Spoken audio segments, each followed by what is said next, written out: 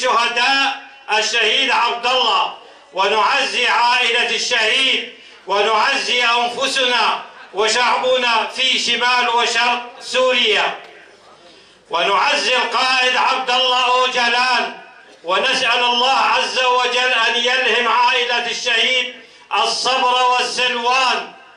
إن الشهيد تم استهدافه من قبل خلايا إرهابية على طريق الخرافي، وهذا الدعم من الحكومة التركية الفاشية في تنشيط خلايا الإرهاب في منطقتنا.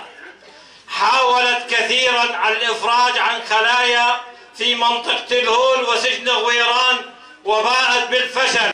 والشهداء الذين رسموا لنا بدمائهم الطاهرة الزكية درب المقاومة المشروعة للدفاع عن هذه الأرض في شمال وشرق سوريا، وقاتلوا المجموعات الإرهابية والقوات الأردوغانية الفاشية التي لا تعرف معنى للإنسانية، التي تحاول أن تدمر الحجر والشجر.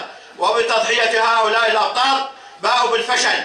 نعاهدكم أيها الشهداء إن على نهجكم سائرون، نموت أو ننتصر. جيانا آزاد برهما فينا شهيدان.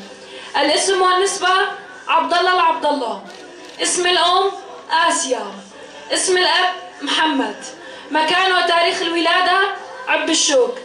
مكان وتاريخ الانتساب حسكة 11/5/2021. مكان وتاريخ الاستشهاد 7/12/2022.